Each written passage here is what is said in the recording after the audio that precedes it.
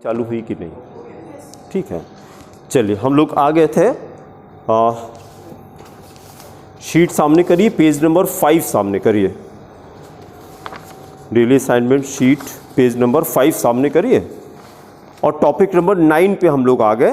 Topic number 9 देखिए sheet में क्या है, होमोलॉगस सीरीज। कॉपी में हेडिंग करिए होमोलॉगस सीरीज, हेडिंग करिए होमोलॉगस सीरीज। पेज नंबर 5 सामने करिए, होमोलॉगस सीरीज। अच्छा, एक चीज़ आपसे पहले तो ये पूछना है कि सुबह एक हमको गौरव सिंह सर मिले हैं, वो MNIT में बीटेक 3rd ईयर में हैं, है ना। वो नीट की क्लासेस में केमिस्ट्री की क्लास ले रहे हैं।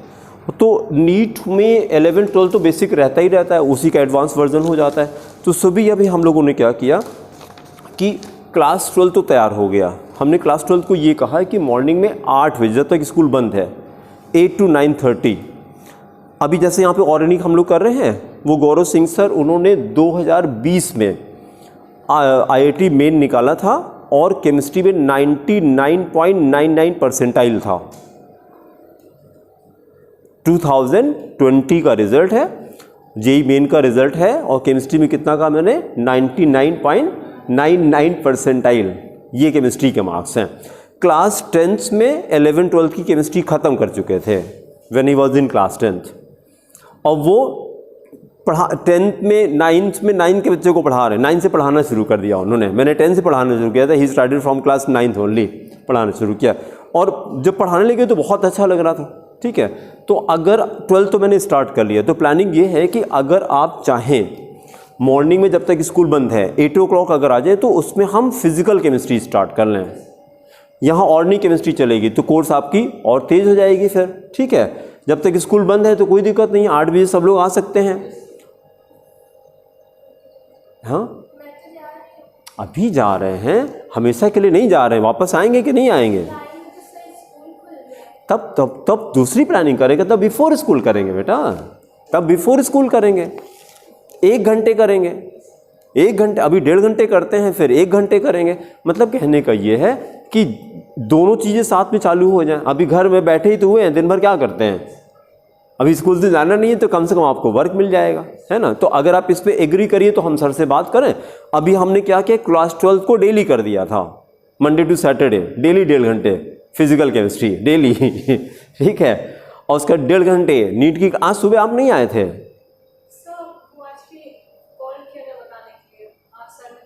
अच्छा, कोई बात नहीं। तो 1.5 घंटे 11-12 चलता है और आपको एडवांटेज उसमें और मिल जाएगा। अगर आप चाहें तो without paying extra fees you can attend the NEET JEE batch also. 1.5 घंटे आगे और क्वेश्चन करिए, फीस आपको नहीं पे करना है। केमिस्ट्री की जेई नीट की 20,000 फीस है, आपको एक पैसा अलग से नहीं देना है। यही जो फीस आप यहाँ पे कर रहे हैं, इसी फीस को पे करके बाहर का बच्चा आएगा तो 20,000 अलग से पे करेगा एक सब्जेक्ट का, एक पर सब्जेक्ट। लेकिन आपको कोई फीस एक्स्ट्रा नहीं पे करना है। अगर आप चाहें तो इसको कंटिन्यू कर सकते हैं। तो अगर आप कहिए तो हम सर से बात करें और फिर आपको हम शेड्यूल कर देते हैं। इसमें हम लोग की TTS होती है ना, MWF में कर देते हैं, जिससे ये रहेगा कि डेली मतलब 2 बार ना आना पड़े आपको। एक बार सुबह आ गए, एक बार दोपहर में आ गए। दोपहर में तो ये शेड्यूल में रहेगा, ऑर्गेनिक केमिस्ट्री हम लोग कर रहे हैं, और सुबह आप MWF में आएंगे तो वहां पर हम लोग फिजिकल केमिस्ट्री स्टार्ट कर लेंगे। ठीक है, 8 to 9:30। लेकिन अभी कल पहले उनसे बात कर लें, कल से नहीं, अभी कल से नहीं। हम या तो ग्रुप पे डाल देंगे, है ना। ग्रुप पे बेटा आपको हम ऐड कर देंगे, ग्रुप पे डाल देंगे। और आज है थर्सडे, पड़ेगा तो है, आज ट्यूसडे है तो कल तो अभी 12th वाले आएंगे, उनको पता नहीं है। तो करेंगे तो आपका फ्राइडे से करेंगे, फिर आपका मंडे वेडनेसडे फ्राइडे करेंगे। तो उसमें ये रहेगा, और आप डेली करेंगे 3 दिन 12th का करेंगे, 3 दिन। ये भी एडवांटेज है, आप चाहें तो 12th का भी batch without paying extra fees. किसी कोचिंग में ऐसा फीचर नहीं मिलेगा आपको। ठीक है, हाँ, लेकिन उसके लिए फिर आपको मेहनत करनी पड़ेगी। ठीक है, जैसे ये दोनों कर रही है, नीट की तैयारी इसको करनी है, तो 11th में ही अगर 12th का कोर्स भी खत्म हो जाए तो क्या बुरा है। 11th में ही अगर 12th का कोर्स भी हो जाए, ठीक है, हाँ, मेहनत करनी पड़ेगी। सुबह रोज उठना पड़ेगा, सुबह 8 बजे आना पड़ेगा यहाँ पे, है ना। आज ही से एकदम फ्रेश स्टार्ट किया। तो हम बात करके फिर अगले टर्न पर अनाउंस करें। सब लोग तैयार हैं ना 8 बजे आने के लिए? ठीक है, अभी तो स्कूल बंद ही है तो कोई दिक्कत नहीं है। चलिए अभी कंटिन्यू करते हैं। टॉपिक नंबर 9 पे आ जाइए, होमोलोगस सीरीज, हेडिंग करिए और पहले एक्सप्लेनेशन सुनिए। होमोलोगस सीरीज कहते किसको हैं?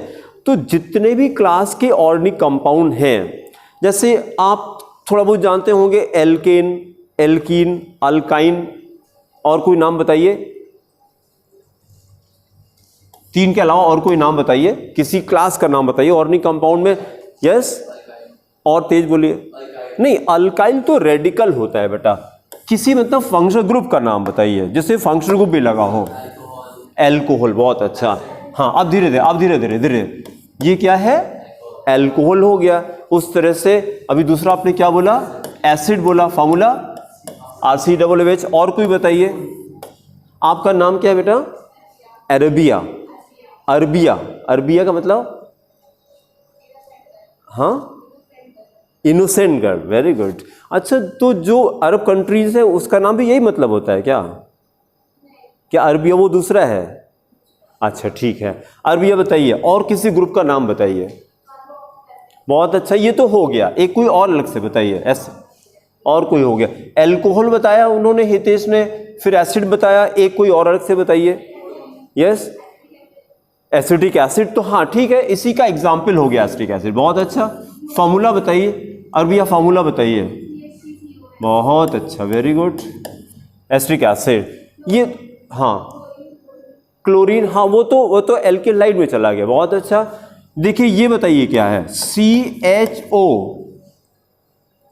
गौरव बताइए, एल्डिहाइड। बहुत अच्छा, गौरव बताइए क्या है? सफिक्स बताइए। अल, याद नहीं कर रहे हैं, रिवाइज करिए। नहीं, गड़बड़ हो जाएगा ना, रिवाइज करिए, खूब बढ़िया रिवाइज करिए। तो चलिए, हाँ फिर ये देखिए ये क्या था? RCOR, ketone, this was ketone. तो देखिए ये सारे फंक्शनल ग्रुप्स हैं। हर एक ग्रुप के जो मेंबर्स होते हैं, जैसे एल्केन पे चले गए, एल्केन का जनरल फार्मूला स्नेहा बताइए। नो, हाँ फिर ना, अब बोलने दीजिए। देखिए जिसको नेम किया जाता है वो थोड़ा सा अंडर प्रेशर रहता है, तो एकदम रिलैक्स होके बोलिए, ठीक है? क्योंकि यहाँ पे कोई मेडल तो मिलना नहीं है कि हाँ मेडल मिल जाएगा। एकदम रिलैक्स होके बोलिए, आ जाएगा। अभी जो पूछ रहे हैं वो टेंशन में, आप टेस्ट की बात कर। अब देखिए, क्योंकि 9, 10, 11, 12 चारों का टेस्ट हुआ था, अभी एक दिन में एक कॉपी हम दे रहे हैं बच्चों को। तो 9th और 10th का हो गया, थर्सडे को आपको मिल जाएगा। हाँ बोलिए, फिर से बोलिए स्नेहा।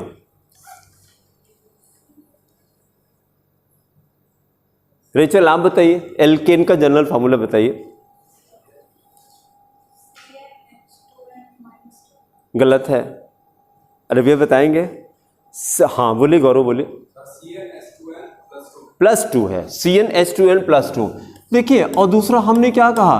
कोई चीज अगर नहीं आती है तो क्या नहीं करना है? हाँ, do not feel sorry inside. जैसे हम लोग के लाइफ में क्या होता है कि जैसे पब्लिकली अगर हम कोई चीज नहीं बता पा रहे हैं तो अंदर से अच्छा लगता है कि खराब लगता है? खराब लगता है। मतलब पब्लिकली खास करके जब 4 लोग साथ में बैठे हैं तो खराब लगता है। इसको चेंज करना है बेटा, अपने थॉट को चेंज करना है। खराब नहीं लगना है, बल्कि उसमें ढूंढने की अच्छी बात क्या है, आपको खुश होना चाहिए कि यार ये आज हमको नया पता लग गया। And no one is perfect, even I don't know everything. हमें भी सब कुछ नहीं पता है। I know most of the things, but I do not know everything. हम भी इंसान हैं, ऐसा नहीं तो सब लोग इंसान हैं। नहीं आता तो कोई बात नहीं है ना? और आता होता तो यहाँ कोचिंग में क्यों आते यार? इसलिए तो यहाँ आए। तो नहीं आ रहा उसको तुरंत सबसे पहला काम क्या? नहीं आता तुरंत क्या करिए? लिखते रहा करिए। इंस्टेड ऑफ फीलिंग सॉरी कि यार हमको नहीं आ रहा है, उसकी जगह पे तुरंत उसको लिखिए। General formula of alkene is CnH2n+2। General formula ये हो गया। और जिससे आप लोग कंफ्यूज कर रहे थे, CnH2n, ये क्या हो गया? एल्कीन्स हो गया। मतलब एल्केन से एल्कीन आने के लिए क्या क्या हितेश? 2 हाइड्रोजन निकाल दिया। किसी एल्केन से 2 हाइड्रोजन हटा दिए तो एल्कीन बन जाता है, और इससे भी 2 हाइड्रोजन कम कर दें तो अल्काइन हो गया। तो फॉर्मूला बन गया CnH2n+ 2 बन गया, ये है। तो जितने भी क्लास के कंपाउंड हैं, जैसे हम लोगों ने कुछ नेम किया, एल्केन, एल्कीन, अल्काइन, फिर क्या एल्कोहल, एल्डिहाइड, कीटोन, एसिड, ये सारे कंपाउंड, इन सब के जो मेंबर्स हैं, किसी भी क्लास को हमने ले लिया, जैसे एल्केन ले लिया, तो एल्केन के मेंबर क्या हो गए? Methane, ethane, propane, butane, pentane, ये सारे जो मेंबर हैं, इन सारे मेंबर को होमोलॉग कहते हैं। होमोलॉग का मतलब है members. Every member is called homologue and all the members collectively constitute a series called homologous series. मतलब होमोलॉगस सीरीज कोई नई चीज नहीं है, किसी भी क्लास के जो सारे मेंबर्स होते हैं उन सबको मिला के जो सीरीज बनती है, that is called homologous series. अपनी लैंग्वेज में अगर आपको डिफाइन करना है, बुक की लैंग्वेज तो अलग है, वो तो वर्ड बाय वर्ड अभी रटेंगे हम लोग, लेकिन समझने के लिए किसी को बताना है कि होमोलॉगस सीरीज कहते किसको हैं, तो अब क्या बोला जाए? चंद्र प्रकाश को बोलने दीजिए। बोलिए बेटा, अपनी लैंग्वेज में बताइए।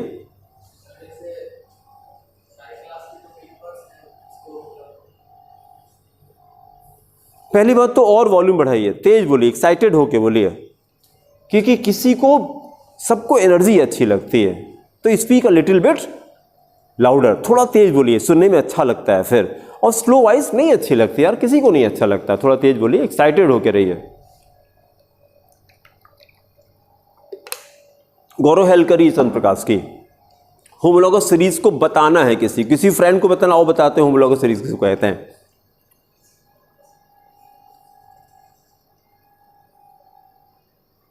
और भैया आप ट्राई करेंगे? हाँ बोलिए। या तो कहिएगा कि हमको नहीं समझ में आता है, फिर से बताएंगे, फिर से रिपीट करेंगे, भाई इसीलिए तो आए हैं यहाँ पर आप ना। अगर नहीं समझ में आया फिर से सुनिए, फिर से सुनिए। देखिए, नहीं आता है, हमने कितनी बार आपसे कहा है कि आप 10 बार वही क्वेश्चन करिएगा, 10 बार। कौन सा बेटा? क्या चीज़? कॉल? नहीं, मैंने तो कॉल नहीं किया। कॉल आ रही है क्या? दिखाइए जरा कैसे आ रही है। फ़ोन तो मेरे पास है, तो नंबर देखिए किस मेरे, हम तो क्लास में हैं, यहाँ से फ़ोन कैसे जाएगा? है ना। चलिए फिर से सुनिए, हमने ये कहा कि जितने भी क्लास के कंपाउंड हैं, जितने भी क्लास के कंपाउंड हैं, उनके जो सारे मेंबर्स होते हैं, जैसे मैंने एग्जांपल कोट किया कि एल्केन पे चले गए, तो मेंबर्स बताइए, मीथेन, इथेन, आगे बोलिए, प्रोपेन, ब्यूटेन, पेंटेन, ऐसे इन सारे मेंबर्स को मिला के जो सीरीज बनती है, that is called homologous series, and every member is called homologue. तो हम आपसे क्वेश्चन कर दें, what can you name the first homologue of alkanes? बोलिए, मीथेन हो गया। Next homologue of methane, ethane. अब समझ में आएगा, होमोलॉग का मतलब मेंबर हो गया, ठीक है। और डेफिनेशन तो वही वर्ड बाय वर्ड रटनी है। पेज नंबर 5 पे हमने डेफिनेशन लिखी, कॉपी में लिखिए, इसको कॉपी में लिखिए। पहले क्वेश्चन ही कॉपी करिए, यही क्वेश्चन एग्जाम में आता है usually. What do you understand? Question लिखे, what do you understand, what do you understand by homologous series? What do you understand by homologous series? homologous series of compounds, homologous series of compounds। एक तो definition आपसे पूछेंगे, question mark, फिर उसी का आगे add करिए, राइट 4 कैरेक्टरिस्टिक्स। 4 प्रॉपर्टी आपसे पूछेंगे उसकी, राइट 4 कैरेक्टरिस्टिक्स। आगे देखिए क्या लिखा है, of homologous series, of homologous series. तो पहले तो डेफिनेशन बताएंगे, उसकी 4 कैरेक्टरिस्टिक्स आपको बतानी है। तो डेफिनेशन तो एज इट इज ये बुक वाली आपको रटनी है, आंसर लिखिए, अ ग्रुप और क्लास ऑफ, शीट में लिखा है डेफिनेशन, देखिए, अ ग्रुप और class of organic compound, organic compound each containing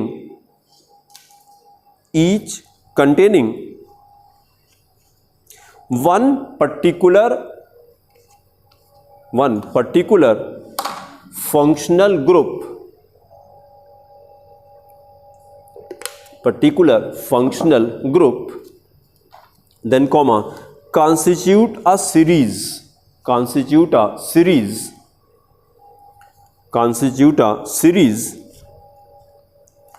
called homologous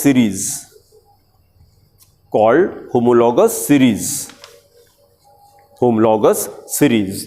फिर हेडिंग करिए कैरेक्टरिस्टिक्स।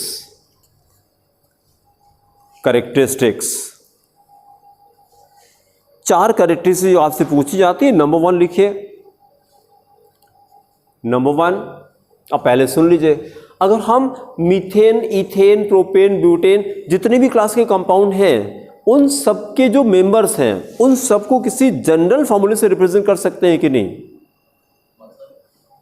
ऑल मेंबर्स मतलब हर एक क्लास का एक जनरल फार्मूला होता है। जैसे अभी हम लोगों ने ये किया था CnH2n+2, तो ये किसको रिप्रेजेंट करता है? किस एल्केन को? सारे एल्केन को, सारे मीथेन, इथेन, प्रोपेन, ब्यूटेन सबको रिप्रेजेंट करता है।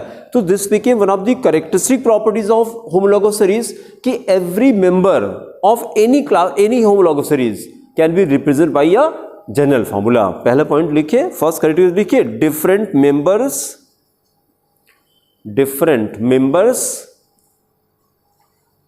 of a homologous series, different members of a homologous series can be represented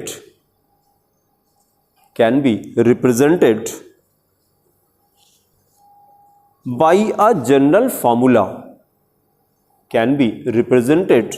a general formula, then write one example में लिखिए general formula of alkanes is, यही copy कर दिए, CnH2n+2। फिर देखिए 10th का किसी को याद आता है? अगर हम यहां पे CH4 लिख दें और यहां पे C2H6 लिख दें तो दोनों के फॉर्मूले में किस चीज का डिफरेंस है? बहुत अच्छा, CH2 का डिफरेंस है ना। तो this is also a characteristic property of homologous series. किसी भी होमोलॉगस सीरीज में किसी मेंबर में अगर CH2 ऐड कर दीजिए then what will happen? It will become next homologue. मेरे पास कोई भी कंपाउंड है, हमारे पास सपोजिंग ये है CH3OH, क्या नाम है? मेथनॉल। इसी में लाके CH2 ऐड करते देखिए, CH3 और बीच में CH2 ऐड कर दिया, CH2 और फिर OH, मतलब यही बीच में ला करके हमने CH2 ऐड कर दिया, क्या? एथेनॉल बन गया। ऐसे बनता जाएगा। तो ये तो बड़ा इंटरेस्टिंग है। किसी भी क्लास में किसी भी कंपाउंड में CH2 ऐड कर दिए तो चंद्र प्रकाश क्या होगा? हाँ, और तेज बोलिए। देखिए अभी ज्यादा टाइम क्या होता है, 99% टाइम ये होता है कि आप फिजिकली यहां बैठे होते हैं और मेंटली कहीं चले जाते हैं, सुन नहीं रहे होते हैं आप। हाँ, इसीलिए ऐसा होता है। ठीक है, उसके लिए क्या करना है, अपने आप को इन्वॉल्व करिए, क्योंकि ये माइंड बड़ी खतरनाक चीज है। अगर आप इसको पकड़ के नहीं रखेंगे तो जानते क्या होता है, ये आपको कोई काम पकड़ा देगा। If you do not plan your day तो someone else will plan your day. 24 घंटा ऊपर वाले ने किसको दिया है? आपको कि दूसरे को? आपको दिया है, और उसका इस्तेमाल कौन कर रहा है पता नहीं, ये आप डिसाइड करेंगे। आपको दिया गया था 24 घंटे और वो टाइम कोई और यूज कर रहा है, आपके दिमाग से खेल रहा है कोई। अब वो क्या है हमको नहीं पता। इसको और फोकस करिए बेटा। और उसका तरीका, जब लिखते हैं कॉपी में, तो मैंने क्या कहा, बोल के लिखिए, चुपचाप मत लिखा करिए, बोलना शुरू करिए। जब बोलते हैं तो जैसे आप खाली लिख रहे हैं तो how many senses are involved? लिखते समय केवल चुपचाप लिख रहे हैं तो विच वन? केवल आईज इन्वॉल्व। अगर बोल के लिखते हैं तो ये भी इन्वॉल्व होगा, ईयर्स भी इन्वॉल्व होंगे, टंग भी इन्वॉल्व होगी। Tongue is also a sense ना। तो अब 3 सेंसेस एक साथ इन्वॉल्व हो रही हैं। माइंड किसकी हेल्प से वर्क करता है? सेंसेस की हेल्प से वर्क करता है। माइंड अपने में कुछ नहीं होता है। आप खाली ये काम कर दीजिए, जैसे आईज को क्लोज कर दीजिए, माइंड क्या होगा? बंद। माइंड का खाना यही है, सेंसेस से इसको खाना मिलता है। आप कुछ नहीं, यहाँ पे ईयरबड लगा लीजिए, साउंड खत्म, माइंड शांत हो गया। ठीक है, कुछ नहीं, आपको बोलने ना दें एक दिन का डिसीजन है। होता है ना, फास्ट भी लोग रखते हैं, मौन व्रत उसको कहते हैं कि एक दिन बोलेंगे नहीं, कुछ नहीं बोलेंगे। तो नहीं बोलेंगे तो माइंड शांत होता है ना। तो अभी यहाँ पे आप क्या कर रहे हैं? लिखते समय बोल बोल के लिखिए, अपने आप को इन्वॉल्व करिए। मैंने क्या कहा? CH2 अगर ये चीज़ हम किसी कंपाउंड में ऐड कर दें, किसी भी कंपाउंड में ऐड कर दें, तो क्या होता है? अगला मेंबर मिल जाता है। तो अगर ये प्रॉपर्टी हमको पता लगे, नोट करिए, सेकेंड कैरेक्टरिस्टिक करिए। द कॉन्जिक्यूटिव मेंबर्स, कॉन्जिक्यूटिव किसको कहते होंगे? कॉन्जिक्यूटिव मेंबर्स मतलब नेक्स्ट मेंबर, जो अगला नेक्स्ट मेंबर, उसको कॉन्जिक्यूटिव कहा जाता है। The consecutive members of a homologous series, consecutive members of a homologous series have a common difference of inverted comma करिए CH2, inverted comma CH2। फिर third property लिखिए, third property, various members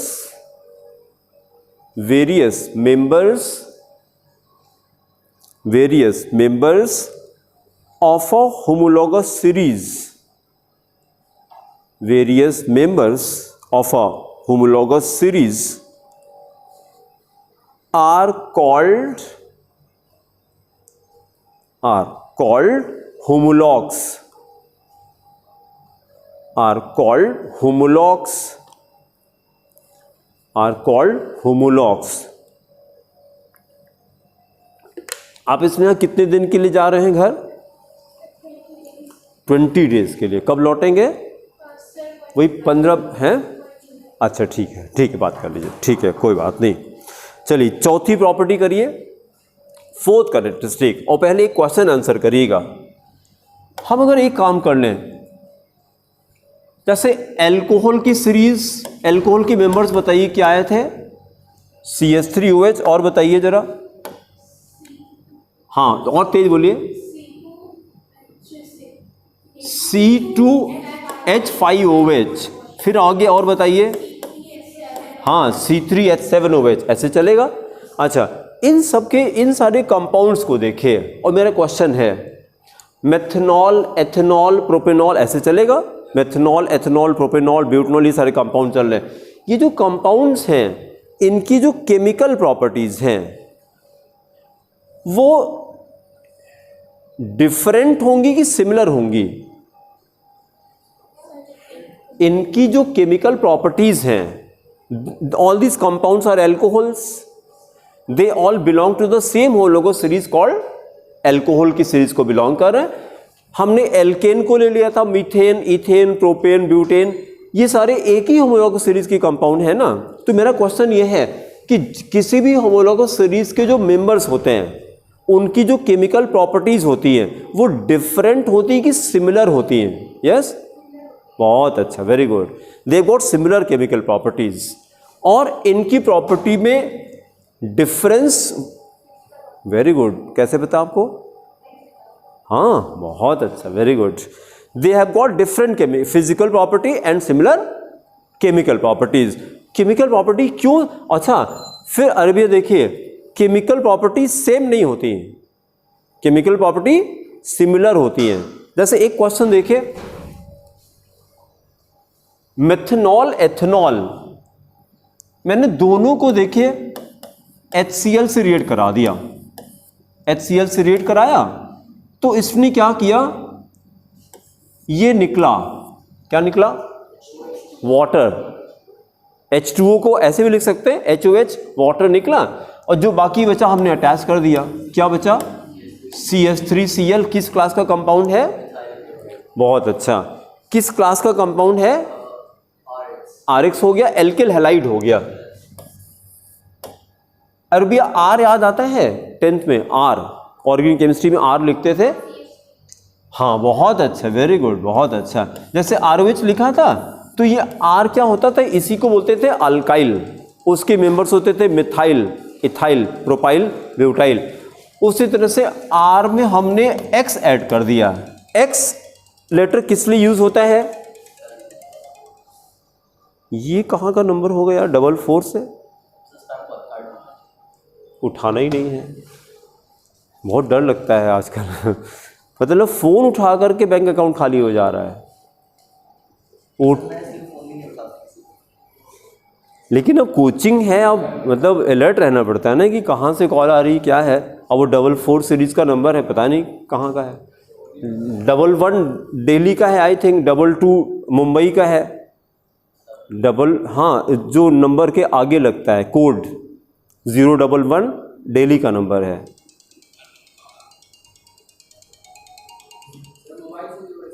हाँ नहीं है तो मोबाइल का number यार, हाँ कैसे करते हैं मतलब, हाँ हेलो,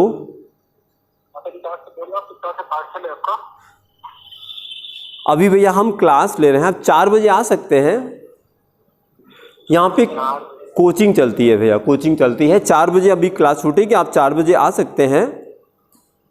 ठीक है सर, 4 बजे। ठीक है, ओके ओके, फ्लिपकार्ट से था डरते डरते मैंने उठाया चलिए, RX बताइए, X क्या होता है, हाँ बहुत अच्छा, हैलाइड्स कहते हैं, हैलाइड्स कहते हैं जिसमें क्लोरीन, फ्लोरीन, ब्रोमीन, आयोडीन ये सब आते हैं। तो हमने ये कर दिया, उसी क्लास का तो ये कंपाउंड बन गया। तो देखिए क्वेश्चन और तैयार हो गया, एल्कोहल से एल्केलाइड बनाना है, क्या करें, HCl से रिएक्ट करा दें, बहुत अच्छा। HCl को हम लोग अरबिया हेलोजन एसिड कह सकते हैं क्या, ये अब केमिस्ट्री की तरफ चल रहे हैं थोड़ा सा। These are also called halogen acid, जो एसिड हेलोजन से बनती है उसको हेलोजन एसिड कहा जाएगा, इसको नोट कर लीजिए। HX, they are also called halogen acids, HX। तो X के जगह कुछ भी डाल दीजिएगा, क्या हो जाएगा, HCl, और बोलिए HBr, HI, एक और बताइए, HF। इन सबको मिला के क्या बोलेंगे, हेलोजन एसिड्स। तो आगे के लिए ये ठीक है ना, HCl is a halogen acid, it is a halogen acid. तो मैंने आपसे क्वेश्चन किया, एल्कोहल को एल्किलाइड में कन्वर्ट करना है, क्या करें, हाँ, और थोड़ा केमिस्ट्री की लैंग्वेज बोलिए, बहुत अच्छा, किसी हेलोजन एसिड से रिएक्ट करा दीजिए। 10th के बच्चे को तो शायद ना समझ में आएगा, पता नहीं क्या बोला इन्होंने। हेलोजन एसिड वर्ड धीरे धीरे करके ऐड करते हैं, इसी को हेलोजन एसिड कहते हैं। दूसरी इंफॉर्मेशन देखिए, जब किसी भी कंपाउंड में हाइड्रोजन से रिएक्शन करते हैं तो उसको हाइड्रोजनेशन कहते हैं, हाइड्रोजनेशन। किसी भी रिएक्शन में जब हेलोजन से ऐड करते हैं तो क्या कहते हैं, हेलोजनेशन कहते हैं, बहुत अच्छा। जैसे क्लोरिनेशन, ब्रोमिनेशन, आयोडेशन, फ्लोरिनेशन, ऐसे चलता है। हमने क्या कर दिया, हाइड्रोजन और हेलोजन दोनों को ऐड कर दिया। देखिए नया नाम क्या आ गया, इसको बोलते हैं HX, एक का H लिया, एक का X लिया, और इसको ला करके किसी में हमने ऐड कर दिया।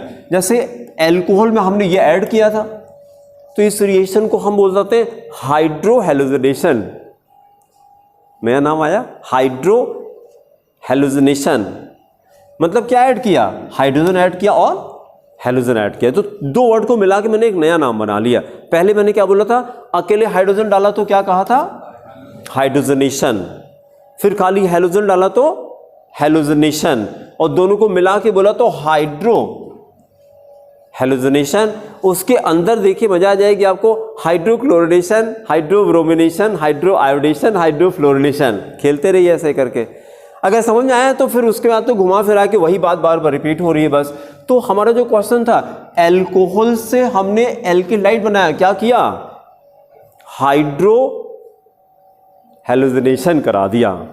अब जिसको नहीं समझ पता नहीं क्या बोले, केमिस्ट्री में तो ऐसे ही होता है, रटना पड़ता है, हाइड्रो हैलोजनेशन करा दिया, ठीक है। और अगर हम एक काम कर दें, किसी रिएक्शन से HX निकाल दें, जब ऐड करेंगे तो हाइड्रो हैलोजनेशन बोलेंगे, और जब निकालते हैं तो उसी वर्ड के आगे डी लग जाता है। हाँ, कोई एग्जांपल, जैसे हाइड्रेशन, अपोजिट क्या हो गया, डिहाइड्रेशन। हाइड्रेशन किसको कहते हैं, जो वाटर ऐड करते हैं। Dehydration is a disease also, गर्मी में होता है। डिहाइड्रेशन जब होता है तो बॉडी से क्या ज़्यादा निकल जाता है, पानी निकल जाता है, ठीक है। तो यहां पे हमने क्या कहा, डिहाइड्रोहैलोजनेशन, लंबा हो गया थोड़ा, डिहाइड्रोहैलोजनेशन एक वर्ड है। किसी भी रिएक्शन में आपने H+ निकाल दिया, अच्छा H+ ऐड करने को क्या कहते हैं, H+ को प्रोटॉन कहते हैं कि नहीं, तो addition of proton is called protonation. कहीं लिख लीजिए, addition of proton is called protonation. अभी सारे वर्ड्स नए नए मिलेंगे आपको, protonation, addition of proton is called protonation. क्या ऐड करेंगे, H+ ऐड करेंगे, H+ को प्रोटॉन कहा जाता है, addition of H+ is called protonation, क्योंकि H+ को प्रोटॉन कहते हैं। फिर अगर H+ निकाल दें तो क्या बोले, डीप्रोटोनेशन हो गया, डीप्रोटोनेशन।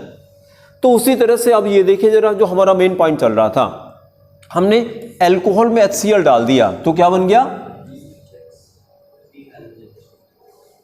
ये बताइए भाई, सब लोग बताइए, अल्कोहल में हमने HCl डाल दिया तो क्या बन गया, मिथाइल क्लोराइड बन गया, हाइड्रोहैलोजनेशन, हाइड्रोहैलोजनेशन किया, हैलोजन एसिड हमने ऐड कर दिया। उसी तरह से एथनॉल में HCl डाल दें तो क्या बन गया, C2H5Cl, वाटर निकाल दें बस, वही तो चल रहा था ना, इथाइल क्लोराइड बन गया। अब जरा रुक जाइएगा, हम जो क्या कहना चाह रहे थे, HCl तो एसिड होती है, आपको पहले से पता है, HCl इज ए वेलुन एसिड, ठीक है। अगर इस कंपाउंड ने, अल्कोहल ने किसी एसिड के साथ रिएक्ट करके और एक सॉल्ट टाइप कोई कंपाउंड बना दिया,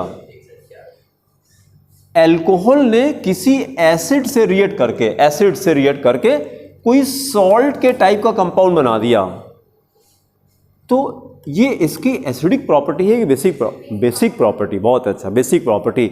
अब मेरा क्वेश्चन ये था कि अल्कोहल्स जो होते हैं, ROH से अगर RX बनाया तो ये इसकी बेसिक प्रॉपर्टी है। अंडरस्टूड है कि हमने क्या डाला, HCl डाला है, कोई हैलोजन एसिड डाली। फिर दूसरा देखिएगा, ROH है और हमने इसको सोडियम से रिएक्ट करा दिया, तो देखिएगा जरा, सोडियम किस ग्रुप में है पीरियोडिक टेबल में, ग्रुप 1 में है। टोटल कितने ग्रुप्स होते हैं, 18 ग्रुप, बहुत अच्छा, 18 ग्रुप्स आर देयर। ऐसे पीरियोडिक टेबल होती है, अभी एक चैप्टर ही करना है हम लोग को पीरियोडिक टेबल का। ये जो वर्टिकल कॉलम्स हैं, दे आर कॉल्ड ग्रुप्स। ऐसे 18 ग्रुप हैं, वर्टिकल कॉलम्स हैं, और जो हॉरिजॉन्टल रोज होती हैं ऐसी, they are called periods. How many, 7 periods are there, 7 periods are there. ये जो इसका पहला ग्रुप है, ये फर्स्ट ग्रुप, इसी में sodium, potassium, rubidium, caesium, francium रखा गया है। इन सारे एलिमेंट्स को कलेक्टिवली क्या कहते हैं, लिखी कॉपी में, group 1 elements are, group 1 elements, understood रहेगा कि पीरियोडिक टेबल की बात हो रही है। Group 1 elements are collectively called alkali metals, ALKALI, underline करिए, एल्कली मेटल्स। हाँ, एल्कली मेटल्स, एल्कली मेटल्स। क्यों एल्कली मेटल कहते हैं, क्योंकि ये जो मेटल्स हैं, इनके नहीं, मेटल्स बेसिक नहीं होते हैं, इनके hydroxides, they form strong alkalis. Alkali किसको कहते हैं, those bases which are water soluble are called alkalis. देखिए अभी तक आप बेस जानते थे, ठीक है, बेस के पैरेलल एक वर्ड हम नया इंट्रोड्यूस कर रहे हैं, एल्कली। बेस और एल्कली में क्या डिफरेंस है, क्या सिमिलरिटी है? वेरी गुड, बहुत अच्छा। Alkalis are water soluble, all bases are, हाँ नो उल्टा हो गया, हाँ, because all bases are not water soluble. जैसे you all must have seen calcium hydroxide, sodium hydroxide को आपने देखा? सोडियम हाइड्रोक्साइड लैब में देखा होगा यार, नहीं देखा तो अब स्कूल खुलेगा तो सीनियर से, टीचर से, किसी से कहिएगा कि सोडियम हाइड्रोक्साइड कहाँ रखा है वो हमको प्लीज दिखा दीजिए। एनीवेज कहाँ रखा? लैब में रखा रहता है, रिएजेंट रखा रहता है। और ये आपको रीजन तो पता होना चाहिए कि HCl कैसा होता है, एनीवेज कैसा होता है। अब केमिस्ट्री पढ़ा, इतना तो पता होना चाहिए आपको, ठीक है। इसको आप देखेंगे तो ये दे आर कॉल्ड एल्कलीज। क्यों? क्योंकि ये वाटर में डिजॉल्व कर जाता है, सोडियम हाइड्रोक्साइड पानी में डिजॉल्व करता है, इसलिए इसको एल्कली कहा जाता है। तो जो बेसेस वाटर में सॉल्युबल होते हैं दे आर कॉल्ड एल्कलीज, और सारे बेसेस वाटर में सॉल्युबल नहीं होते, मतलब सारे बेसेस को एल्कली नहीं कह सकते, लेकिन सारे एल्कली को बेसेस कह सकते हैं। तो मेरा क्वेश्चन ये था, यहाँ पे देखिए, ये जो सोडियम होता है, जितने एल्कली मेटल्स हैं दे आर स्ट्रॉन्ग मेटल्स, इतने स्ट्रॉन्ग होते हैं कि ये कितने भी वीक एसिड के साथ में रिएक्ट करा दिए तो ये वहां से हाइड्रोजन को हटा देते हैं, इतने स्ट्रॉन्ग होते हैं ये। अगर आपको पता करना है कि गिवन कंपाउंड एसिड है कि नहीं, लाके सोडियम से रिएक्ट करा दीजिए आप। अगर ये एसिड होगा तो सोडियम क्या करेगा, वहां से हाइड्रोजन को डिस्प्लेस कर देगा, हाइड्रोजन गैस इवॉल्व करेगा और करस्पॉन्डिंग सॉल्ट बना देगा, ये करस्पॉन्डिंग सॉल्ट बना देगा। सॉल्ट में कैसे करेगा, H खाली हटाया, वहीं पर Na लगा दिया, ये H हटाया, यहां पर Na लगा दिया, ये सॉल्ट बना दिया, प्लस क्या इवॉल्व किया, प्लस हाइड्रोजन गैस इवॉल्व किया। तो ये एल्कली मेटल की प्रॉपर्टी होती है। इस रिएक्शन से क्या कंफर्म हुआ, अगर कोई कंपाउंड हाइड्रोजन गैस दे सकता है, हाइड्रोजन दे सकता है, तो ये एसिड है। एसिड बेसिस सॉल्ट में हम लोगों ने किया था, जो कंपाउंड हाइड्रोजन दे सकता है वो एसिडिक हो सकता है। तो मतलब alcohol plus sodium acidic property है, एक basic property.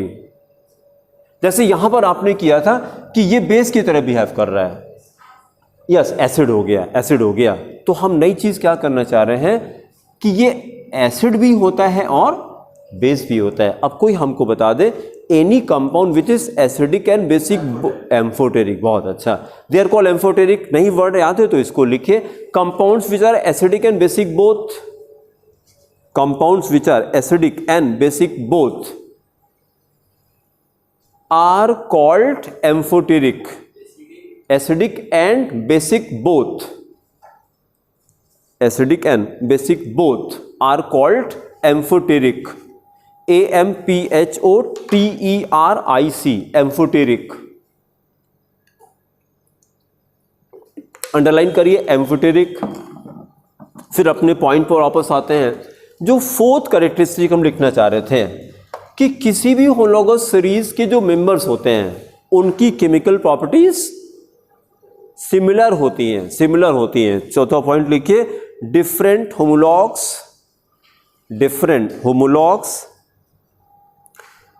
of a series, different homologues of a series have the similar chemical properties,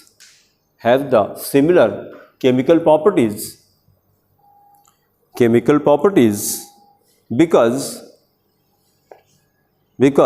they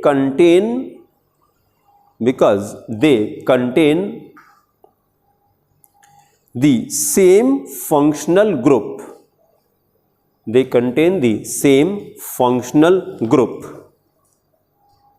same functional group.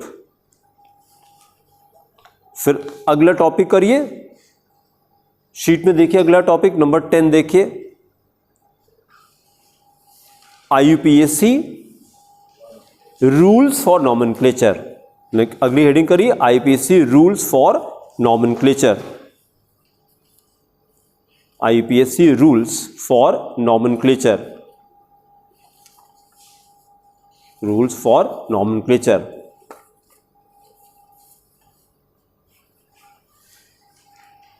IUPAC rules for nomenclature. Now stop writing. अब हम लोग IUPAC rules आज शुरू करने जा रहे हैं। IUPAC stand for international union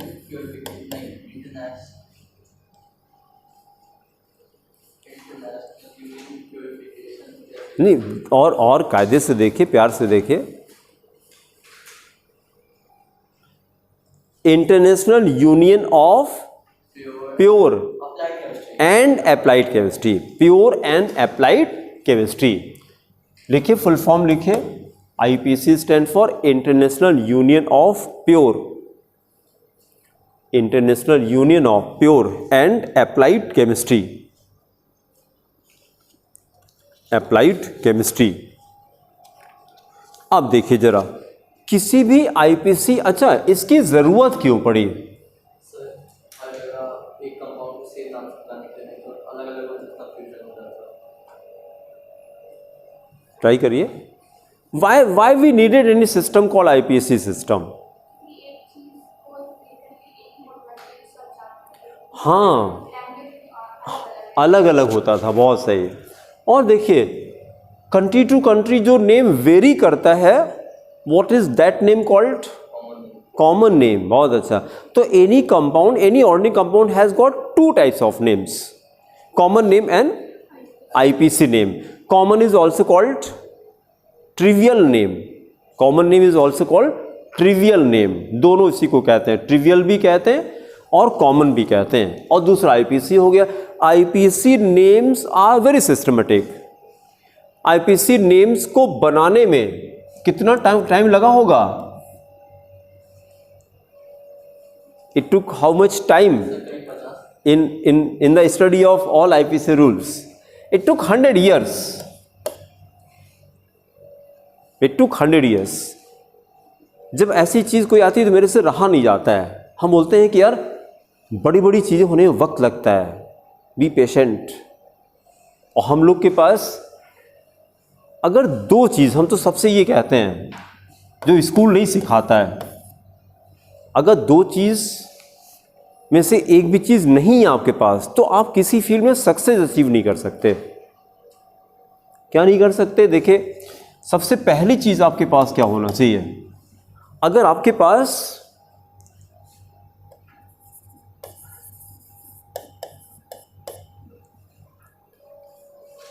क्या लिखा मैंने? धृति, संस्कृत का वर्ड है धृति। धृति, धृति किसी लड़की का नाम भी रख सकते हैं। जैसे एस्पेशली मैंने देखा कि मुस्लिम नेम्स आर वेरी मीनिंगफुल। इसे मेरे से रहा नहीं जाता, मैं नाम मीनिंग जरूर पूछता हूँ कि मतलब क्या है। जैसे हिंदूज में है तो कोई जरूर नहीं है, अब कल्लू कोई नाम है, रख देते हैं कल्लू। मैं एक जगह रेंट पे रहता था पहले, तो उन्होंने अपने लड़के का नाम रखा था बुद्धू। उसकी शादी हो गई, उसके बच्चे हैं, अभी वो प्यार से बुद्धू ही बुलाते हैं उसको। अब जब बच्चा सुनता होगा कि मेरे पापा का नाम क्या है, बुद्धू नाम है, तो कैसा लगता होगा। अब मतलब ये कोई नाम है लेकिन रख दिया है ना। तो जैसे नेम्स, अच्छा नेम का भी मतलब साउंड्स गुड, अच्छा लगता है जब आपको मीनिंग पता लग जाए तो, है ना। धृति का मतलब क्या होता है? Patience. Patience. Can we achieve success in any field without this element? Answer is no. ठीक है। और हम सबसे कहते हैं कि यार ये जो ऊपर कोटेशन लिखी हुई है, no one rises early in the world, not even the sun, मेरे को बहुत अच्छी लगती है। यार सूरज को उठने में वक्त लगता है, ऐसे नहीं उगता सूरज, ऐसे धीरे धीरे उगता है, ऐसे ऐसे। आप कभी उसको ऑब्जर्व करिए तो बहुत स्लो मूवमेंट होता है। ऐसी जिंदगी हमारी होती है। इतना क्यों परेशान हो रहे हैं यार? वर्क करिए, वेट करिए, वर्क करिए, वेट करिए। ऐसा कभी नहीं होता कि सीड लगाया और अगले दिन पेड़ निकला, ऐसा नहीं होता है, लेकिन निकलता तो है। हाँ, आप अगर 3 महीने बाद आके देखेंगे तो इतना बड़ा निकलेगा, तुरंत नहीं पता लगेगा। या किसी बच्चे को आपने ऐसे बढ़ते हुए देखा, 1 फीट का था 5 फीट का हो गया, बढ़ा तो है, लेकिन किसी पेरेंट ने अपने बच्चे को बढ़ते हुए कभी देखा क्या कि ये आज 1 सेंटीमीटर बढ़ा है? नहीं, कभी नहीं देखा, लेकिन बढ़ा तो है, क्योंकि 1 का था 5 का हो गया, तो ग्रोथ तो हो रही है। इसका मतलब होता है। आपको क्या करना पड़ेगा? पेशेंस रखना पड़ेगा, पेशेंस रखना पड़ेगा। तो नंबर 1 ये सक्सेस के एलिमेंट्स, इसको रट लीजिएगा। अगर दोनों में से एक भी नहीं तो फिर आप सक्सेस नहीं अचीव कर पाएंगे। और दूसरी चीज क्या है, याद है किसी को? उत्साह होना चाहिए। इंग्लिश में क्या? एंथुसिज्म होना चाहिए। You must be enthusiastic, you must have energy, full of energy. भाई अगर आप ये करते हैं, if you are happy and enthusiastic, only then people will want to spend time with you. आप मुंह बना बैठे रहिए, कोई नहीं बैठेगा आपके पास। अगर आप हैप्पी हैं, छोटे बच्चे को सबको अच्छे लगते हैं क्योंकि एनर्जी होती है उनके अंदर, इसलिए अच्छे लगते हैं। तो इसलिए जब भी आप बोलते हैं, मेरे को आंसर करते हैं, किसी को आंसर करिए, मैं आपसे क्या बोलता हूं, थोड़ा सा तेज बोलिए, थोड़ा तेज बोलिए, बी एक्साइटेड, है ना। और दिमाग में ये दोनों प्रॉपर्टी हमेशा रखिए। बिना पेशेंस के कुछ नहीं होता है। 100 ईयर्स कम नहीं होते यार, 100 ईयर्स बहुत होते हैं, बहुत होते हैं। कम से कम 2 जनरेशन निकल गई 50-50 साल की, तब आईपीसी रूल्स बने हैं। बड़ी बड़ी चीज़ें होने में वक्त लगता है। आईपीसी रूल बनाने में मतलब कितने साइंटिस्ट बैठ करके और सोचते होंगे कि यार यहाँ कॉमा लगाएं, यहाँ पे कैपिटल लेटर रखें, यहाँ पे वाला रूल कौन सा है? हाँ, नहीं, when secondary suffix start with the vowel, ऐसे कोई रूल अरबी याद आता है? जैसे मीथेन, इस पे स्पेलिंग की गलती आप बताइएगा अरबिया। नहीं, हाँ, क्या गलत है स्पेलिंग में? क्या गलत है? ये गलत है, ये ई नहीं होना चाहिए। तो रूल क्या है इसका? When secondary suffix starts with the vowel, then letter E from primary suffix is removed. ठीक है, तो ये सारे रूल्स बनाने में 100 साल लगे, जिसको भी 1 हफ्ते हम लोग पढ़ करके एक्सपर्ट हो जाते हैं। और जस्ट गिव मी ए क्वेश्चन, चैलेंज करते हैं, पूछिए जो पूछना है, 1 हफ्ते में एक्सपर्ट हो जाते हैं। 1 हफ्ते में रूल अभी सब खत्म हो जाएगा। आपको लगेगा हमको सब आता है, हमको सब आता है, इतना होने में तो वक्त लगता है, बड़ी चीज़ें होने में वक्त लगता है। तो इसलिए आपको क्या रखना पड़ेगा? धैर्य रखना पड़ेगा, पेशेंस रखना पड़ेगा। और इससे जानते हैं, इसी और रख लीजिए, लाइफ में चाहे अच्छा दिन हो या बुरा दिन हो, it will pass, it will pass, because nothing is temporary, nothing is permanent in the universe, everything is temporary. तो चाहे अच्छा दिन है तो बहुत खुश मत हुआ करिए, और अगर बुरा दिन है तो बहुत लो मत फील करिए। जस्ट वेट, बस खाली वेट करिए, थोड़ा सा सब्र रखिए, धृति रखिए, पेशेंस रखिए, क्या होगा? पास हो जाएगा। तभी तो कहते हैं कि जो इंटेलिजेंट लोग होते हैं, intelligent people do not grieve. इसका क्या मतलब है? Intelligent people do not grieve. Yes, हाँ तेज बोलिए अरबी बेटा, आप नहीं, फिर से बोलिए। नहीं, लालच नहीं, intelligent people do not grieve. Grieve मतलब दुख होता है, ग्रीव मतलब दुख होता है। वो लोग दुखी नहीं होते। जो ज्ञानी लोग होते हैं वो दुखी नहीं होते हैं। क्यों नहीं दुखी होते हैं?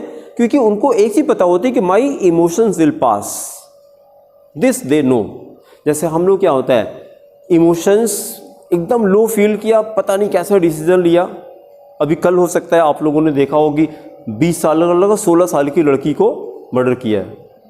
You all must have scene. मतलब ये क्या है? तो हमको लगता है केवल इसी की प्रॉब्लम थी बस, और कोई प्रॉब्लम नहीं है, केवल माइंड की प्रॉब्लम है और कुछ नहीं। और अब उनकी ज़िंदगी क्या है? ज़िंदगी भर जेल के अंदर। तो जो उसका पर्पस था वो पर्पस सॉल्व हुआ? करके मिला क्या? हैप्पीनेस मिली कि सॉरो मिला अब ज़िंदगी भर के लिए? अच्छा, जो भी एक्ट उसने किया होगा कितनी देर कर रहा होगा, मतलब माइंड उसका कितनी देर एजिटेटेड था, जो सारा काम किया उसने, just 10 minutes, hardly 10 minutes. Mind देखिए कितनी खतरनाक चीज़ होती है। इसी 10 मिनट में कुछ ना करता, एक कोल्ड ड्रिंक पीता, सिगरेट पी लो भाई, एक कोल्ड ड्रिंक और पी लो, दिल दिमाग दोनों शांत हो जाएगा। या एजिटेशन ही तो होता है, और क्या होता है। और वो परमानेंट नहीं रहता है। जो भी थॉट है, चाहे अच्छा थॉट हो चाहे बुरा थॉट हो, तो हमेशा नहीं रहता, वो मोमेंट्री होता है। और उसी में अगर आपने माइंड को कंट्रोल कर लिया, कहा जाता है ना कि if you do not control your mind तो your mind will control you. और उसके बाद क्या होता है, उसको पता ही नहीं होता हमने क्या कर दिया। तुरंत 1 घंटे पुलिस ने पकड़ लिया, 1 घंटे पुलिस ने पकड़ लिया, अब जिंदगी भर जेल के अंदर है। वो तो जाएंगे, पूरी फैमिली झेलेगी, क्योंकि माँ बाप को कैसा लग रहा होगा यार, जिंदगी भर के लिए। तो इसको कंट्रोल करना शुरू करिए। और इसको कंट्रोल करने के लिए क्या करें, बस यही वर्ड, और कुछ नहीं। धृति, पेशेंस, कुछ नहीं। It's okay, it's okay. जो भी है थोड़ा वेट करिए। जब भी आपको एंगर आता है तो जानते क्या करिए, कुछ मत करिए, बस थोड़ा सा वेट करिए और कुछ मत करिए। इसको बंद कर दीजिए, कोल्ड ड्रिंक पीजिए, कुछ करिए, बस स्विच करिए माइंड को, और 10 मिनट के बाद वो थॉट खत्म हो जाता है अपने आप। इसको ट्राई करिए, ठीक है। चलिए, मतलब ये कहना चाह रहे थे कि आईपीसी रूल बनाने में 100 साल लगे, 100 ईयर्स लगे हैं। क्यों? क्योंकि रूल्स बहुत सिस्टमेटिक हैं। पूरे आईपीसी रूल को हम लोगों ने 4 पार्ट में डिवाइड किया। तो नीचे देखिए हम लोगों ने क्या लिखा, IPC names of the ordinary compound. Sheet में देखिए, IPC name of ordinary compound is written in the following sequence.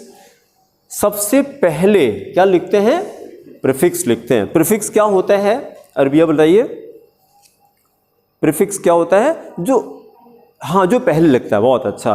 किसी भी नॉमेनक्लेचर के जो पहले लिखा जाता है उसको प्रीफिक्स कहा जाता है। अच्छा, फिर वर्ड रूट क्या होता है?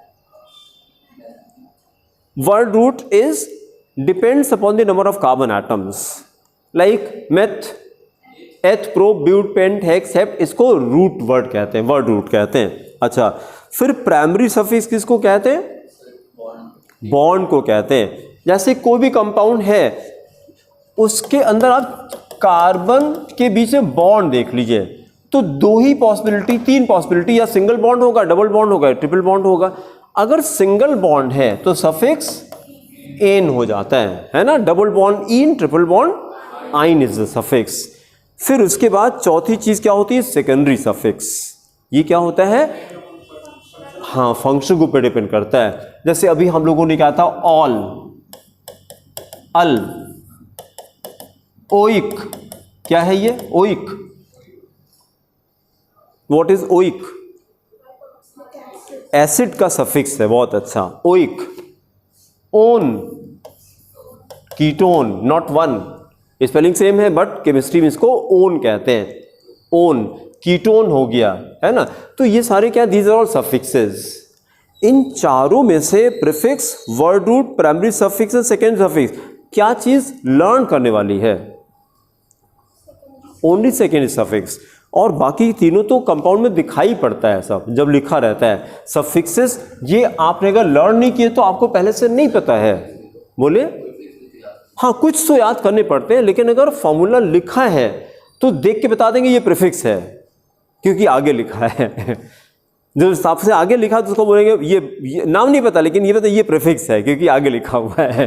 ठीक है, तो अब हम लोग क्या करेंगे? अच्छा, अगर एक ही कंपाउंड में कई सारे सफिक्सेस हैं तो फिर नीचे देखिए सीनारिटी टेबल हम लोगों ने बना रखी है। मतलब एक ही कंपाउंड के अंदर कई सारे ग्रुप आ गए। नंबर 9 पे देखिए अल्कोहल दिया है, 7 पे एल्डिहाइड दिया है। तो इसी का कॉम्बिनेशन करके हम देखिए क्या करते हैं। एक कंपाउंड हमने ऐसा लिया 1 2 3 4 5, हमने क्या बना दिया? एल्डिहाइड बना दिया, CHO बना दिया। इसी में हमने OH लगा दिया, 2 फंक्शन ग्रुप आ गए। अब फंक्शन ग्रुप तो एक ही होता है कंपाउंड में, है ना। तो इसमें से कौन सा फंक्शन ग्रुप होगा? हाँ, एल्डिहाइड। कैसे पता? तो इस टेबल में आके पता लगा। और ये कैसे होगा? प्रैक्टिस करेंगे, बैठकर रटेंगे नहीं। जैसे गाने याद हुए आपको, कोई गाना बैठकर रटा नहीं आपने, इस तरह से इसको बैठ कर लर्न नहीं करना है। किसी एग्जामिनेशन में ये टेबल नहीं पूछी जाती, कभी नहीं पूछी जाती। सारे एग्जाम में खाली नॉमेनक्लेचर आपको करना रहेगा, वो प्रैक्टिस करके आता है, करते करते करते करते। हाइड्रोक्सी, हाँ बहुत अच्छा, very good. 1 2 3 hydroxy Pantanal, 3 hydroxy Pantanal, क्योंकि आपने OH की पोजीशन नहीं बताई थी, बतानी है, इसकी पोजीशन ही बतानी है, ठीक है। तो अब देखिए ये जो सिनारिटी टेबल है, इससे क्या करेंगे, इससे फंक्शन ग्रुप डिसाइड करते हैं। इस टेबल में जो ऊपर रहेगा that will be called functional group, और उसके नीचे के ग्रुप को क्या कहेंगे, सब्स्टिट्यूएंट कहेंगे, उसको सब्स्टिट्यूएंट कहेंगे, सब्स्टिट्यूएंट कहेंगे। And substituents are written in the prefix. Substituent को प्रीफिक्स में लिखते हैं एन, और किसको सफिक्स में, फंक्शनल ग्रुप को हमेशा सफिक्स में लिखते हैं, ठीक है। तो अब एक ही फंक्शनल ग्रुप, आंसर करिएगा, the same functional group can it be substituent and side chain both, depending upon the number of functional groups. अगर कई सारे, अगर मल्टीपल फंक्शनल ग्रुप्स हैं, तो जो सबसे ऊपर सिनारियो टेबल में है वो फंक्शनल ग्रुप हो जाएगा, and others will become substituent. और लिखा कैसे जाएगा, सब्स्टिट्यूएंट्स को सबसे पहले लिखा जाएगा। तो आपने जैसे हाइड्रोक्सी पहले लिख दिया, उस तरह से नॉमेनक्लेचर चलेगा, ठीक है। एक कंपाउंड की प्रैक्टिस करते हैं। नीचे देखिए क्वेश्चन नंबर 30 है, कॉपी में लिखिए, राइट IPC नेम्स, या ऐसे रेफरेंस कर लीजिए। इस शीट का नाम है DA, डेली असाइनमेंट, शॉर्ट में लिखते हैं DA क्वेश्चन 30। तो आप समझ जाएंगे कहां पे है, DA क्वेश्चन 30, बस शॉर्ट में लिखिए right IPC names, right IPSC names, right IPSC names. Compound लिखिए CH3, compound is CH3, then CH, फिर ब्रैकेट में CH3। ये ब्रैकेट में CH3 का क्या मतलब है, हाँ, एंड देन CH2OH, CH2OH। देखिए CH3 कभी चेन के बीच में नहीं आता है, कभी नहीं आता है। क्यों नहीं आता है, देखिए अगर हम एक काम कर लें, अगर हमने ऐसे लिखा, CH3 में लिखिएगा नहीं, इसको देखिए बस, CH, फिर हमने यहां पे लिखा CH3 और लिखा CH2, आगे कुछ भी लिखा, तो इसकी वैलेंसी देखिए जरा कार्बन की कितनी हो गई। इस कार्बन से एक बॉन्ड इधर से जुड़ा है, 3 हाइड्रोजन जुड़े हैं, तो हाइड्रोजन ऐसे जोड़ेंगे ना आप, एक बॉन्ड इधर से, 1 2 3, 3 हाइड्रोजन लगा दिया आपने, इधर से कार्बन लगा दिया, अभी कितने बॉन्ड हो गए, 4। And every bond is suppose to be 1 valency, हर एक बॉन्ड को एक वैलेंसी काउंट करेगा, और एक बॉन्ड इधर से लगा है, तो टोटल कितना हो गया, 5 हो गया। एंड कार्बन की वैलेंसी कितनी, 4 होती है। तो कार्बन इज, अगर हमने आपसे कह दिया अगर CH3 चेन के बीच में आ गया तो प्रॉब्लम क्या है, carbon will become pentavalent, it is always tetravalent, हमेशा। तो कभी CH3 चेन के बीच में नहीं आता है, कहां आता है, या तो फर्स्ट कार्बन होगा, या लास्ट कार्बन होगा, या ऊपर नीचे होगा, उसको साइड चेन कहा जाएगा, इसीलिए हमने इसको ब्रैकेट में लिखा हुआ है, ठीक है। अच्छा, अब अभी रुक जाइए, मेरा क्वेश्चन ये है, इसमें हम बताइए how many carbons in the chain. बहुत अच्छा, वेरी गुड।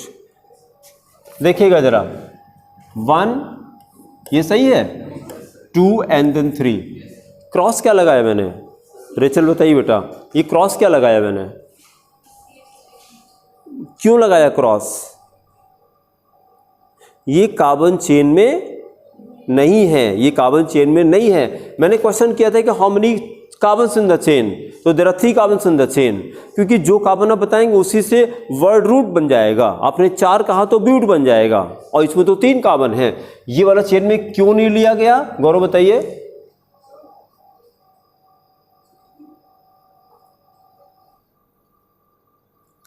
क्या नाम बोलते ही कुछ हो जाता है क्या? जैसे नेम बोलते हैं तो आप थोड़ा सा मतलब गड़बड़ हो जाता है, पीएच वैल्यू डिस्टर्ब हो जाती है, ऐसे क्यों? एकदम रिलैक्स होके करिए, अभी तो एक्सप्लेन किया हमने। नहीं, हमने क्वेश्चन ये किया संत प्रकाश कि अगर CH3 हम चेन के बीच में लगा दें तो क्या प्रॉब्लम है? नहीं, अब बोलने दीजिए। देखिए, जब दो बड़े लोग बात करें तो बीच में डिस्टर्ब नहीं करते। बोलिए संत प्रकाश। अभी तो बताया यार, अभी तो बताया, अभी बताया मैंने। अगर ये यहां पर है तो कार्बन की वैलेंसी 5 हो जाएगा। अभी तो बताया, तुरंत बताया। ठीक है, कुछ मत कार्य करिए। जब भी आपको टाइम मिले तो स्पाइन स्ट्रेट करके, जब भी टाइम मिले आपको, जब भी टाइम मिले स्पाइन स्ट्रेट करके एंड आइज क्लोज करके केवल अपनी ब्रेथ ऑब्जर्व किया करिए बस। इनहेल कर रहे हैं, पेट फूल रहा है, एक्सहेल कर रहे हैं, पेट अंदर जा रहा है। This is called what? This is called meditation. Meditation का पर्पस क्या होता है? मतलब जैसे क्या लगता है कि मेडिटेशन तो बुढ़े लोगों का काम है, ऐसा कुछ है? मेडिटेशन किसको करना चाहिए? सबको करना चाहिए। क्या बेनिफिट है? पूरी बॉडी रीसेट हो जाती है, पूरी बॉडी रीसेट हो जाती है। जब माइंड के अंदर बहुत सारे थॉट्स होते हैं तो हमारी सारी ग्लैंड्स प्रॉपर्ली वर्क नहीं करती हैं। जैसे आपको शायद पता हो कि डायबिटीज का मेन रीजन क्या है, कोई गेस करेगा? नहीं, वो तो सेकेंडरी रीजन है।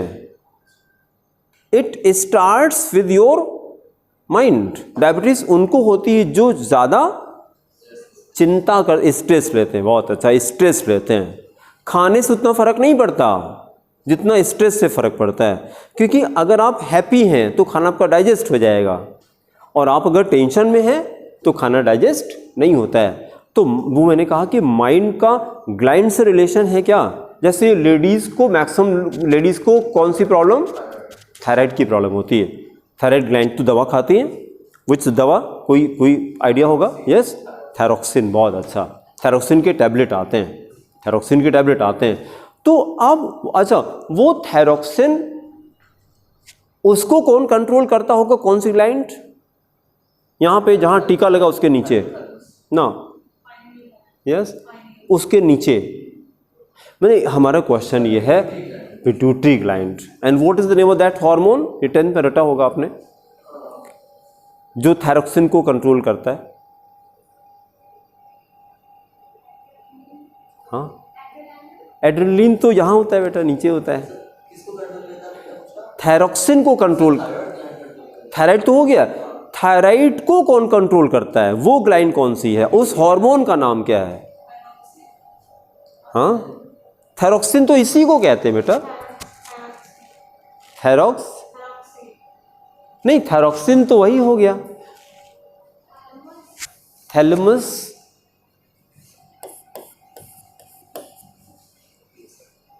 ये क्या है? नहीं सुना? TSH, इसका नाम ही है थायराइड स्टिमुलेटिंग हार्मोन। लिख लीजिए इसको, TSH। अब हो सकता है मैथ्स वालों को जरूरत ना पड़े, लेकिन बायो वालों को तो जरूरत पड़ेगी। TSH पिट्यूटरी से सेक्रेट करता है। TSH, यस, ये, हाँ, ये बायो के हैं, ये बायो के हैं, वो बायो के हैं, वो दोनों मैथ्स के हैं, वो दोनों मैथ्स के हैं। तो TSH कहाँ से सेक्रेट करता है? पिट्यूटरी से सेक्रेट करता है। और TSH का काम क्या होता है? ये इसको कंट्रोल करता है। अब देखिए 2 मिनट में अगर आपको नॉलेज हो जाए तो हो सकता है किसी को आप बता सके, बीइंग अ साइंस स्टूडेंट। अगर आपने टैबलेट खाई किसकी? थायरोक्सिन की, तो इसके पर कोई फर्क पड़ेगा कि नहीं?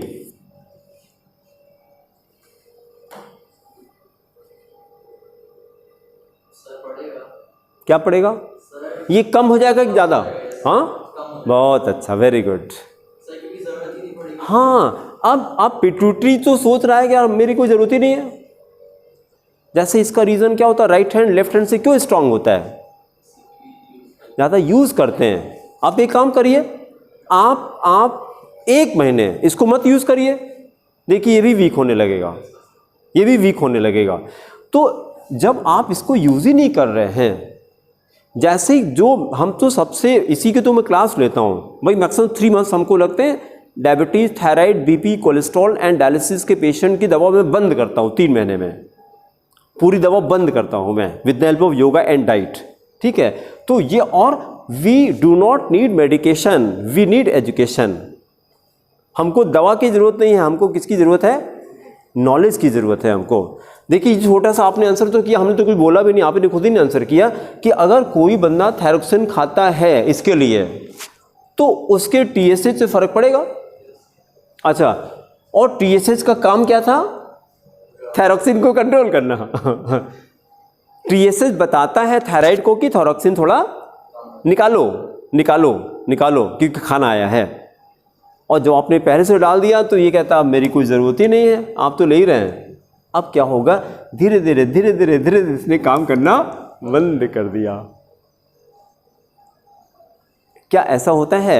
एकदम सेम चीज़ हो रही डायबिटीज़ के पेशेंट में। आपने दवा खाया, आपने दवा खाया, दवा के अंदर मेटफॉर्मिन होती है, मेटफॉर्मिन, ये नाम रट लीजिए। डायबिटीज़ के दवा में मेटफॉर्मिन एक दवा होती है, इसको लिख करके रट लीजिए, किसी को ज्ञान दे दीजिएगा कि आप डायबिटिक हैं क्या, आइए बताते हैं आपको क्या करना है। मेटफॉर्मिन ये क्या करती है? मेटफॉर्मिन लीवर पे जाती है, मेटफॉर्मिन ये दवा लीवर पे जाती है और लीवर को फोर्स करती है कि तुम ग्लूकोज मत निकालो। जैसे भी छोटा सा एग्जाम्पल है कि हम लोग हमेशा तो नहीं खाते रहते सब कुछ, जैसे अभी यहाँ पे सांप निकल आए, तुरंत भागेंगे ना? अगर भागेंगे तो हमारे ग्लूकोज लेवल पे कोई फर्क पड़ेगा कि नहीं? कम की ज़्यादा? ज़्यादा हो जाएगा, तभी तो भाग रहे हैं। वी नीड एनर्जी, तो एनर्जी के लिए ग्लूकोज चाहिए होगा। वो ग्लूकोज कहाँ से? अभी तुरंत तो आपने मिठाई खाई नहीं, ग्लूकोज आया, वो आया कहाँ से ग्लूकोज? यहाँ पे क्या होता है? ये दाहिनी तरफ लीवर होता है, ये राइट हैंड साइड में ये लीवर होता है। लीवर क्या करता है? ग्लूकोज को कैसे स्टोर करके रखता है? किस फॉर्म में? ग्लाइकोजन के फॉर्म में। तो लीवर क्या करता है? ग्लाइकोजन उठा करके तोड़ करके ग्लूकोज को ब्लड में डाल देता है, तब हम भागते हैं। तो मतलब हमारे ब्लड में कब कितना शुगर होना चाहिए ये कौन डिसाइड करेगा? लीवर डिसाइड करता है कि ये डिसाइड करेगा। बोलिए। हाँ, अब आगे पॉइंट पे। अगर ये आपने, क्योंकि इसको क्या पता कि आपको कितना ग्लूकोज कब चाहिए? आप एग्जामिनेशन हॉल में हैं, ग्लूकोज पे कोई फर्क पड़ेगा कि नहीं? Yes yes yes. जैसे ही आप पेपर आया सामने, ग्लूकोज लेवल बढ़ जाता है, दिमाग बहुत तेज काम करता है, तुरंत काम करता है दिमाग, बहुत तेज काम करता है। जब भी आप ज़्यादा पढ़ाई करते हैं तो ग्लूकोज खर्च होता है बेटा। कभी ध्यान दिया आपने, खूब इन्वॉल्व होकर पढ़ाई करी तो भूख लगती है आपको, एनर्जी ग्लूकोज खर्च होता है, क्योंकि ब्रेन वर्क कर रहा है। तो कोई भी बॉडी का पार्ट बिना ग्लूकोज के तो काम कर ही नहीं सकता है। तो ये सिंपल सा फिनोमेना अगर आपको पता लग जाए कि जो लोग डायबिटीज़ की दवा खाते हैं वो क्या करते हैं, अपने लीवर को धीरे धीरे काम करना बंद करा देते हैं। क्योंकि लीवर क्या करे, जब ग्लूकोज जब चाहिए उसको करने नहीं दे रहे। मेटफॉर्मिन का मेन वर्क क्या है? लीवर को सप्रेस करना, कि तुम ग्लूकोज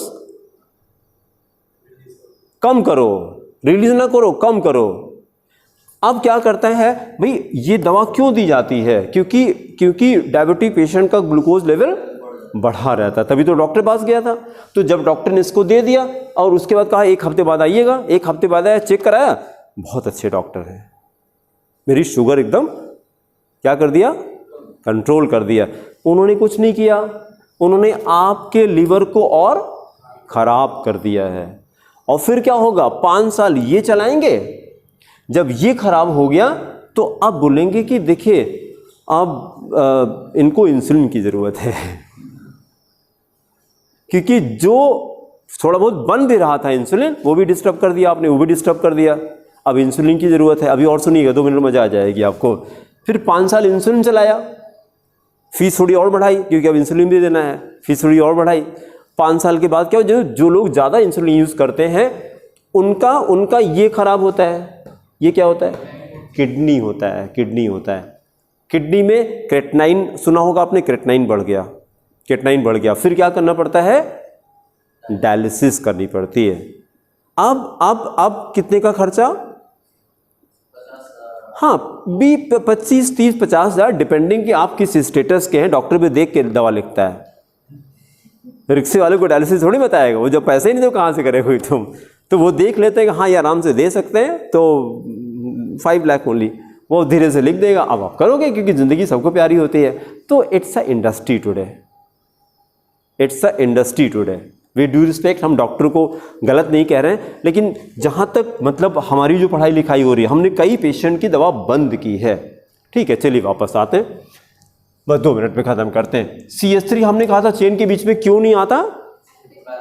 कार्बन की वैलेंसी 5 हो जाएगी, तो आगे से रट के रखिए CH3 चेन के बीच में कभी नहीं आता है। तो ये जो नंबरिंग हमने किया था 1, फिर इसको छोड़ करके 2 and then 3, total there how many? 3 carbons in the chain. तो फिर अगर इसको, ये तो साइड चेन में गया और इसकी पोजीशन क्या आई? 2 पोजीशन। तो इसको नीचे अलग से लिख लेते हैं हम लोग, इसको नीचे अलग से लिख लेते हैं, इसी को लिखिए और, तो ये हो जाएगा CH3 देन CH, और यही वाला CH3 ऊपर नीचे कहीं लगा दे, ऊपर लगा दिया हमने CH3, फिर आगे क्या लिखे? CH2OH। बस उसका नंबरिंग कर दीजिए, इधर से नंबरिंग कर दीजिए 1, 2, 3, फिर जो भी नॉमेनक्लेचर बता दीजिए। बहुत अच्छा, लिख लीजिए सब लोग, 2 methyl propane 1 all, 2 methyl propane 1 all. फिर अगली हेडिंग खाली करके छोड़ दिए, अगला पेज पढ़िए, पेज नंबर 6 पलटिए, टॉपिक करके छोड़ दीजिए, नॉमेनक्लेचर ऑफ, इसको अगले टर्न पे रीड करके आइएगा थोड़ा सा, nomenclature of branched chain alkanes, ये अगला टॉपिक हम लोग का रहेगा, nomenclature of branched chain alkanes. ठीक है, वो हम बताएंगे आपको, वो मैंने वीडियो का टाइमिंग लिखा हुआ है अपने नॉलेज के लिए कि कहाँ पर इसका एक्सप्लेनेशन मिलेगा। बेटा ये वीडियो बंद कर दीजिए।